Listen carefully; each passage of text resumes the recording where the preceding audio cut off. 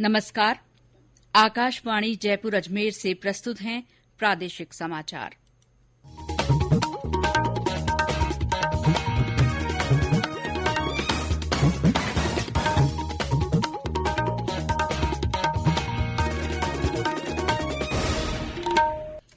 मुख्य समाचार। प्रधानमंत्री नरेंद्र मोदी ने पेट्रो रसायन प्रौद्योगिकी संस्थान जयपुर का उद्घाटन किया। 4 नए मेडिकल कॉलेजों की आधारशिला भी रखी। प्रधानमंत्री ने कहा, बाड़मेर रिफाइनरी का काम 70,000 करोड़ रुपए से अधिक के निवेश से तेजी से चल रहा है। मुख्यमंत्री अशोक गहलोत ने केंद्रीय स्वास्थ्य मंत्री से प्रदेश के शेष रहे जिलों जालौर, प्रतापगढ़ और राजसमंद में मेडिकल कॉलेज की मंजूरी का आग्रह किया। प्रधानमंत्री कल स्वच्छ भारत मिशन शहरी और अटल मिशन के दूसरे चरण का शुभारंभ करेंगे।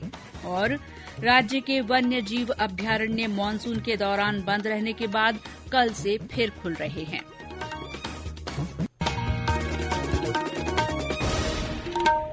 समाचारों के साथ मैं शीला चावला। देश भर में 18 साल से अधिक आयु वर्ग के लिए सरकारी केंद्रों में निःशुल्क कोविड टीकाकरण अभियान जारी है। युवाओं से आग्रह है कि वे टीका जरूर लगवाएं और अन्य लोगों को भी इसके लिए प्रोत्साहित करें। जब तक आवश्यक न हो, घर से बाहर न निकलें और सुरक्षा के 3 सरल उपायों का पालन करें। मास्क लगाएं, 2 गज की सुरक्षित दूरी बनाए रखें, हाथ और चेहरा साफ रखें। और अब समाचार विस्तार से। प्रधानमंत्री नरेंद्र मोदी ने आज वीडियो कॉन्फ्रेंस के माध्यम से पेट्रो रसायन प्रौद्योगिकी संस्थान जयपुर का उद्घाटन किया। उन्होंने बांसवाड़ा, सिरोही, हनुमानगढ़ और दौसा में 4 नए मेडिकल कॉलेजों की आधारशिला भी रखी।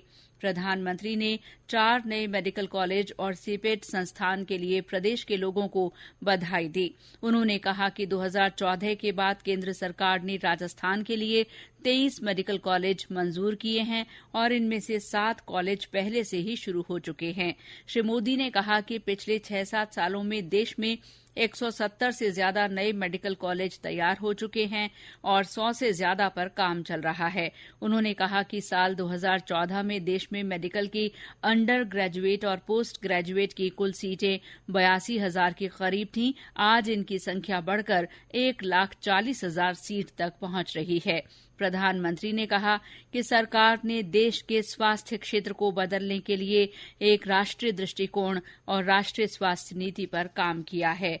उन्होंने कहा कि लोगों के कल्याण और स्वास्थ्य के क्षेत्र में देश को आत्मनिर्भर बनाने के लिए स्वच्छ भारत अभियान, आयुष्मान भारत योजना और आयुष्मान भारत डिजिटल मिशन जैसे कई कदम उठाए गए हैं।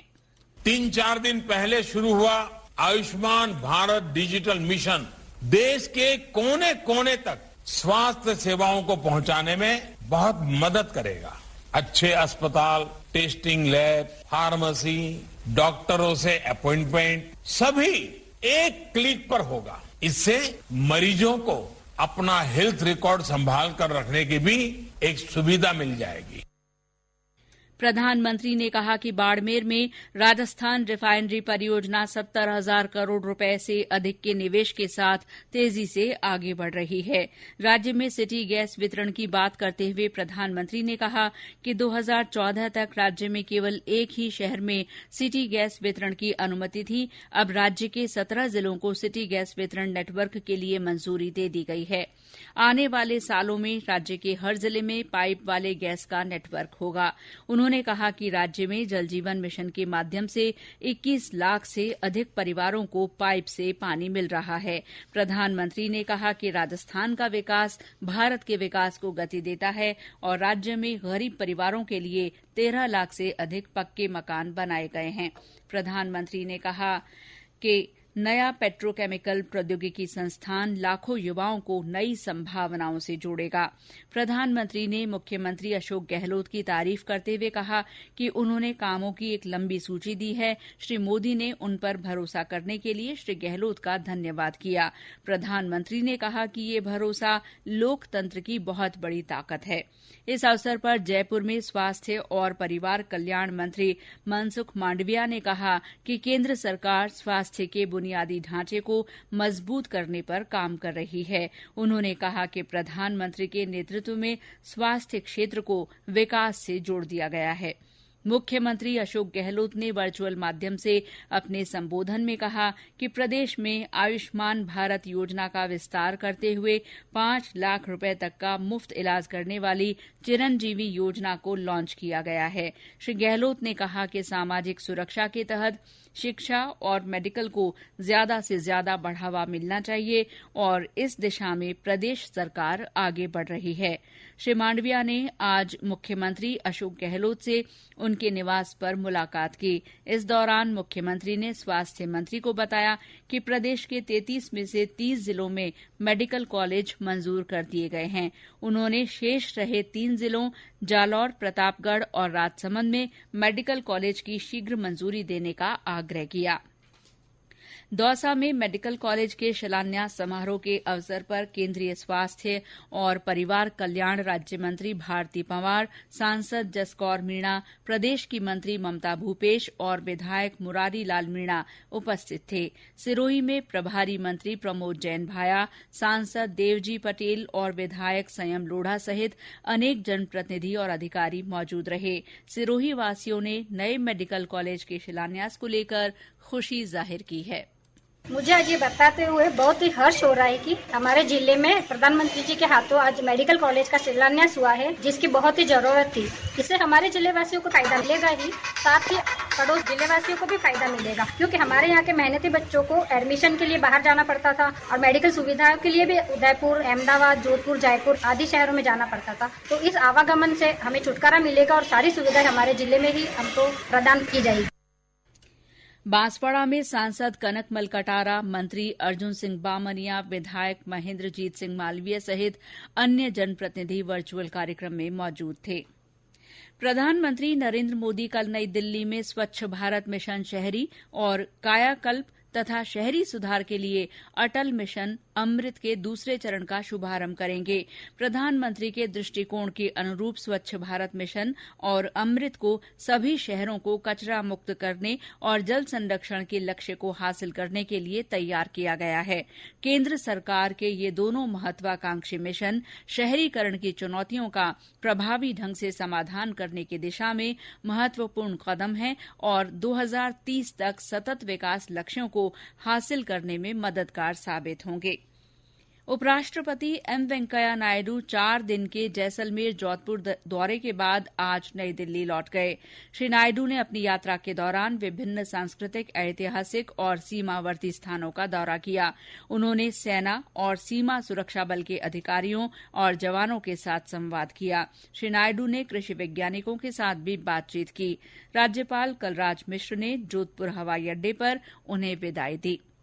ये समाचार आकाशवाणी जयपुर अजमेर से प्रसारित किए जा रहे हैं। समाचार अभी और भी हैं, लेकिन पहले ये संदेश। चलो मिलकर एक शुरुआत करें, चलो एक फैसला आज करें, मास्क नहीं तो टोकेंगे, कोरोना को रोकेंगे, चलो एक इरादा करते हैं, चलो कुछ वादा करते हैं, मास्क नहीं तो टोकेंगे, कोरोना को रोकेंगे। समाचारों में आपका फिर स्वागत है। चुनाव आयुक्त पीएस मेहरा ने आज वीडियो कॉन्फ्रेंस के जरिए अलवर और धौलपुर जिले में जिला परिषद और पंचायत समिति चुनाव की तैयारियों की समीक्षा की। राज्य निर्वाचन आयुक्त ने दोनों जिलों के जिला निर्वाचन अधिकारियों और पुलिस अधीक्षकों से इस बारे में जानकारी ली। उन्होंने मतदान के दौरान कोविड गाइडलाइन की सख्ती से पालना के निर्देश दिए। दोनों जिलों में जिला परिषद और पंचायत समिति सदस्यों के चुनाव के लिए 3 चरणों में मतदान होगा। चुनाव की अधिसूचना सोमवार 4 अक्टूबर को जारी की जाएगी।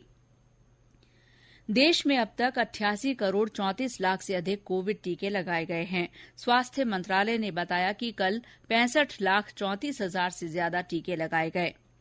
देश में पिछले 24 घंटों में 23,000 से अधिक कोविड मामलों की पुष्टि हुई है। इस दौरान 28,000 से ज्यादा लोग कोविड से स्वस्थ भी हुए हैं। कोविड से स्वस्थ होने की दर अब बढ़कर 97.85% हो गई है, जो पिछले साल मार्च के बाद सबसे अधिक है। कोविड संबंधी राष्ट्रीय हेल्पलाइन नंबर हमारी वेबसाइट newsonair.gov.in पर उपलब्ध हैं। और अब आजादी का अमृत महोत्सव से जुड़े समाचार।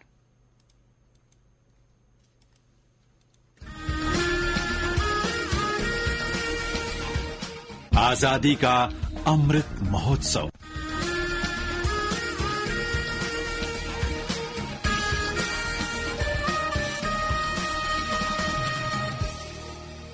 भरतपुर में आजादी का अमृत महोत्सव के तहत स्नातकोत्तर महिला महाविद्यालय में राष्ट्रीय सेवा योजना की चित्र प्रतियोगिता हुई। इस प्रतियोगिता में एनएसएस की छात्राओं ने राष्ट्रपिता महात्मा गांधी और अन्य स्वतंत्रता सेनानियों के चित्र बनाकर देशभक्ति का संदेश दिया। जिले के बयाना में महोत्सव के तहत फिट इंडिया फ्रीडम रन का आयोजन हुआ।